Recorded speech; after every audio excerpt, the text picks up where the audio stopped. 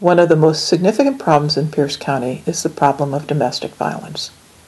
Tragically, too often the victims of domestic violence have to fight not only their abuser, but also a system that does not listen to the pleas for justice that they have.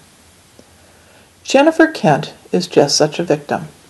On September 30th, she contacted my campaign through my Facebook account. It took a while for me to get back to her because I didn't have direct contact information. Last week, she contacted me in a way that I could get a hold of her. She told me that she wanted to get her story told so that other victims of domestic violence did not have to go through what she had to go through. Please listen to her story. Jennifer, tell me what happened between you and your husband. James came home and he was kind of irritated, so something happened with his dog and he was angry and he started to strangle me.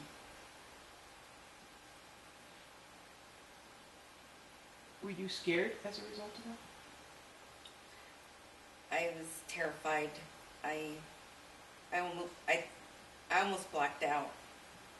And after the event, I was in shock for 2 days. Had it happened to you before? Yes, but not this severe. Had you ever reported it before? To my therapist, yes, but not to the authorities. Why didn't you report it to the authorities? I was afraid that he could come and hurt me or the kids. Do you have children? Yes, 3. And are they girls? They're all girls. Were your girls scared as a result of this? They're still scared every day. How do they show those fears? They can't go outside without me. I had to fly my mother here, so she's with them now during the day. And Michaela, she picks at her skin.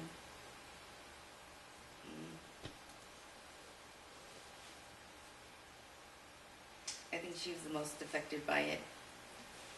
Now, did the law enforcement officers send the case on to the prosecutor's office? Yes. And were charges filed? Yes. Did the victim advocate contact you and assist you in going through the process? I had to contact the victim advocate several times and leave messages on the phone for her to call me back.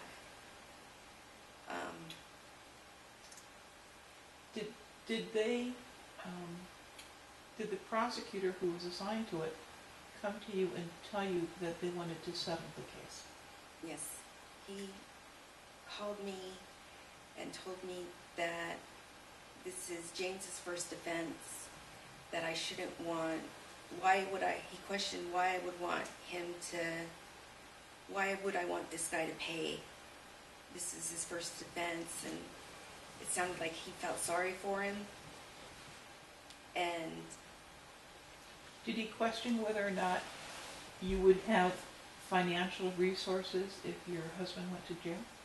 Yeah, he asked me why I would want James in jail and how am I surviving with James in jail.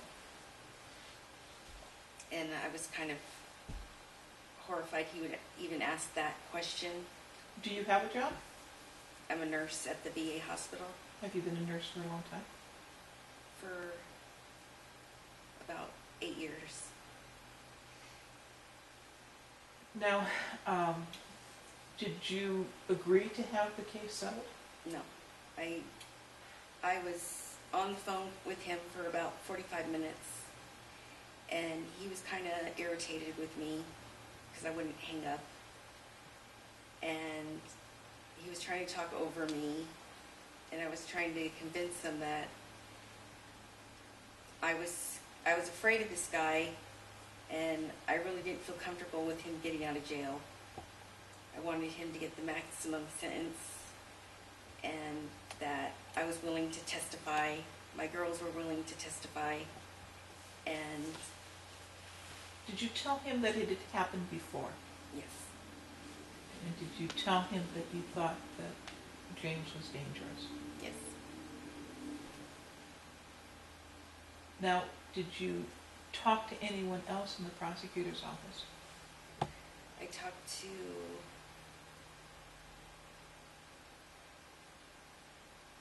just Trina Hall and him at first, and I tried to contact Mark Lindquist to put a complaint in about Gorby, because he told me, why would I want this guy punished so bad? And I asked him, did he look at the pictures of my neck, and if he looked at any of the police statements or any of the reports, and he said no, he didn't look at them yet, and that he had the CD and the reports on his desk, but he hadn't had a chance to look at the pictures. And I thought that was odd, because he was already trying to plead the case down without even looking at the evidence. So, Did you eventually talk to Mr. Lindquist? yes, and he said that his people would not do that. They're always well informed of the situation. And I told him that this is what he told me, and he said, no, I can't believe that would happen. But it did. Did Mr. Lindquist also question why you were opposed to the settlement of the case? Yes. Did Mr. Lindquist make you feel like your voice was being heard? Mr. Lindquist made it seem like he really didn't have time to talk to me on the phone. Why didn't I go through his secretary or the person who takes the calls for him? And he seemed quite irritated that I even requested to talk to him. Now, did the case eventually get settled for lower charges than what was originally charged? Yes. Did you attend sentencing? Yes. Did your therapist and other professionals send letters on your behalf asking the court and the prosecutor to consider what had happened to you? Yes. How much time did James get? He got time served, which was 67 days. And then he was out the 29th, September 29th.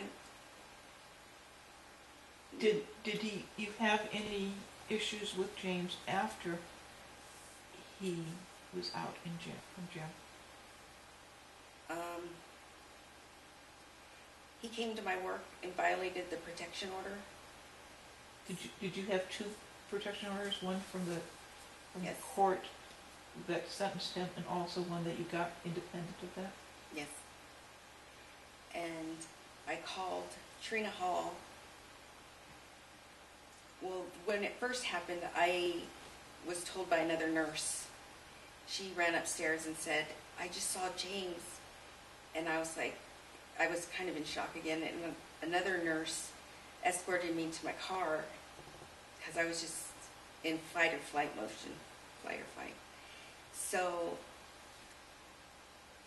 I reported it to the federal police and then the Pierce County Sheriff that next week.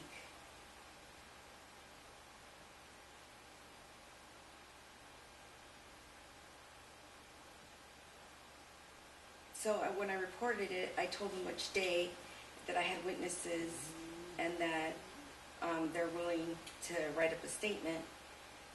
And Trina Hall said that since it took so long for me to report it, that it probably wouldn't go anywhere, and just keep reporting. And I was like, well, I have witnesses, and there's even documents that he was here in the record. And there was also a flag in his chart from my therapist saying that he wasn't allowed to be on the campus. Did your husband have a service dog? Yes. What was the service dog for? For his post-traumatic stress and anger. Have you served Yes. in the military? How long did you serve? 4 years. Did James ever use the dog against you? Yes. What would he do?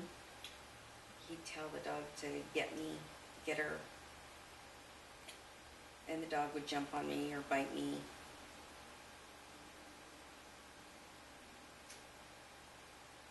He would try to use it to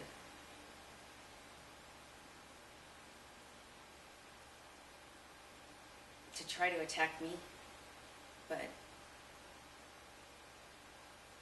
she would. I don't think she really wanted to.